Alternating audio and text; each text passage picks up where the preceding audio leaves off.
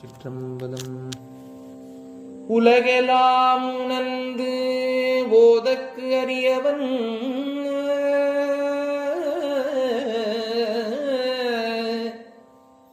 நிலவுலாவிய நீர்மலிவேணியன்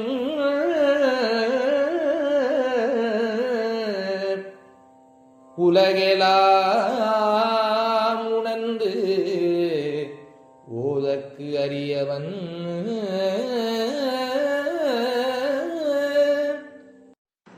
குலம் தரும் செல்வம் தந்திடும்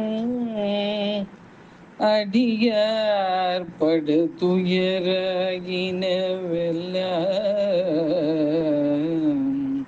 குலம் மாமலை போல் மீனி பவளவாய் கமலச் செங்கன் அச்சுதாமரர் ஏரே ஆயர்த்தம் கொழுந்தேயும் இச்சுவை தவிர யான் போய் இந்திர லோகம் ஆளும் அச்சுவை பெரினும் வேண்டேன் அரங்கமா நகரோலானே. இரண்யாட்சன் பூமியை கவர்ந்து சென்று கடற்கரையில் குளித்து வைத்தார். தேவர்கள் அனைவரும் கொண்டு கூடி திருமாலை வேண்ட அவர் வராக அவதாரம் எடுத்து பூமியை மீட்டுத் தர அரக்கனுடன் போரிட்டு வென்றார். அதன்படி பூமி மேலப்பட்டது. ஆகவே ஜகத்ரட்சகன் என்றும் வையம் காத்த பெருமாள் என்றும் அவர் அழைக்கப்பட்டார். இது தேவர்கள் கூடியதினால் இந்த ஊர் திருக்கூடல் என்று அழைக்கப்படுகிறது. ஹரி ஓம். ஜெய் சீதாராம். ராதே கிருஷ்ணா. அன்பு நண்பர்களே, உங்கள் அனைவரும் எனது தெய்வீக பயணம் யூடியூப் சேனல் சார்பாக அன்புடன் அழைக்கின்றேன். நாம் வைஷ்ணவ திவ்ய தேசங்களில் 106 உள்ளது என்பது அறிவோம். அவற்றில் 40 திவ்ய தேசங்கள் சோழநாடு திவ்ய தேசமாக கருதப்படுகின்றது. இந்த சோழநாடு திவ்ய தேசங்கள் ஒவ்வொன்றாக நாம் தரிசித்து வருகின்றோம். இதுவரை 7 திவ்ய தேசங்கள். கடைசியாக நாம் தரிசனம் செய்தது திருக்கண்டியூர் என்னும் திவ்ய தேசமாகும். தற்போது 8வது திவ்ய தேசமாக திருக்கூடலூர், அதாவது ஆடுதுறை பெருமாள் கோயில் என்று அழைக்கப்படுகின்ற திருக்கூடலூரை நாம் தற்போது தரிசனம் செய்ய இருக்கின்றோம். இந்த தலம் திருவையாறிலிருந்து 11 கிலோமீட்டர் தொலைவில் அமைந்திருக்கின்றது. இதனை வட திருக்கூடலூர் எனவும் மதுரையை தென் திருக்கூடலூர் என்றும் வழங்குவார்கள். ஐயம்பேட்டைக்கு வடக்கே 6 கிலோமீட்டர் தொலைவில் திருக்கூடலூர் உள்ளது. ஆடுதுறை பெருமாள் என்று அழைக்கப்படும் இந்த தலம் கொள்ளிடத்திற்கும் காவிரிக்கும் இடையில் உள்ளது. ஆடுதுறையில் பெருமாளை எழுந்தருளச் செய்ததால் ஆடுதுறை பெருமாள் கோயில் எனவும் அழைக்கின்றார்கள். இந்த தலம் திருமங்கையாழ்வாரால் மங்களாசாசனம் செய்யப்பட்டது. பெருமாளுடைய திருநாமம் வையம் காத்த பெருமாள், ஜகத்ரட்சகன், உய்யவந்தார். திருநிலை நின்ற திருக்கோலம், திருமுகமண்டலம் கிழக்கு நோக்கியது. உற்சவர் திருநாமம் வையம் காத்த பெருமாள், கையில் செங்கோல் ஏந்தியுள்ளார். தாயார் பத்மாசனி, புஷ்பவல்லி. விமானம் சுத்த சத்துவ விமானம். தீர்த்தம் காவிரியாறு சக்கர தீர்த்தம். பலரும் நீராடி பாவத்தால் தனது ஏழை எழுந்த காவிரி அன்னை பெருமாளை குறித்து தவம் செய்திருந்து பாப விமோசனம் அடைந்து ஒளிபெற்றதாக இந்த திருத்தல வரலாறு கூறுகின்றது.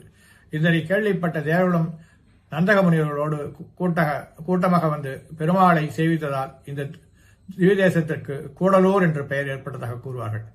இக்கோயில் திருவிழாக்களில் தேர் திருவிழா, அம்பரீஷ ரதம் என்று தனிச்சிறப்புடையது. பழைய கோயில் காவிரி வெள்ளத்தால் மூழ்கியதால் இப்போதுள்ள கோயில் மதுரை ஆட்சி புரிந்த ராணி மங்கம்மாள் தனக்கு கனவில் பெருமாளிட்ட கட்டளையினை ஏற்று கட்டினாள் என்று சொல்வார்கள். இந்த கோயிலில் ராணி மங்கம்மாள் சிலை இருக்கின்றது. இங்கு வரதராஜ பெருமாள், ஆண்டாள், திருமங்கை ஆழ்வார், மணவாள மாமுனிகள் முதலிய சந்நிதிகள் உள்ளன. இக்கோயிலின் முன்னே கூத்தாடும் ஆஞ்சநேயர் சன்னதியும் தனியாக உள்ளது. இங்கு தயா நிதீஸ்வரர் எனும் தனி சிவாலயம் ஒன்றும் உள்ளது. இங்கே திருமங்கை ஆழ்வார் அருளிய பெரிய திருமொழியில் பிள்ளை உருவாய் தயிர் உண்டு அடியேன் உள்ளம் புகுந்த ஒருவர் ஊர்போர் கள்ளனாரை வயலுள் கயல்மீன் கொள்ளை கொள்ளும் கூடலூரே என்று திருமங்கை ஆழ்வார் மங்களாசாசனம் செய்திருக்கின்றார். அன்பர்களே, வாருங்கள் இந்த திருக்கோயிலை தரிசனம் செய்து நன்மை பெறுவீர்களாக. நன்றி, வணக்கம்.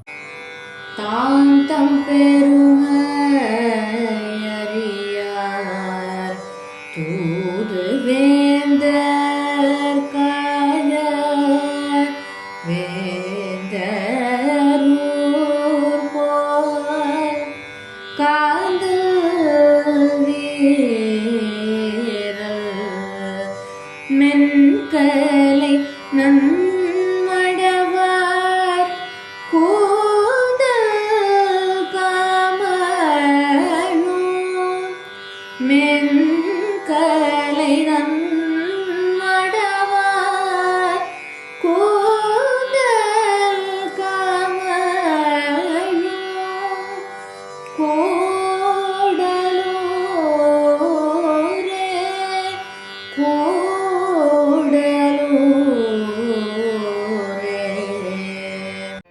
நாராயண ஹரே நாராயண ஹரே நாராயண ஹரே நாராயண நாராயண ஹரே நாராயண ஹரே நாராயண ஹரே நாராயண நாராயண ஹரி நாராயண ஹரி நாராயண ஹரி நாராயண நாராயண ஹரி நாராயண ஹரி நாராயண ஹரி நாராயண நாராயண ஹரி நாராயண ஹரி நாராயண ஹரி நாராயண நாராயண ஹரி நாராயண ஹரி நாராயண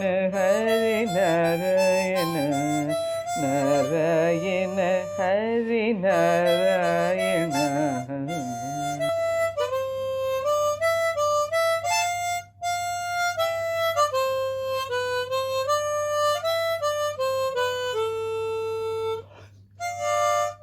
அன்பு நண்பர்களே, என் தெய்வீக பயண யூடியூப் சேனல் மூலம் பல திருக்கோயில்களை நீங்கள் என்னுடன் தரிசித்து வருகிறீர்கள்.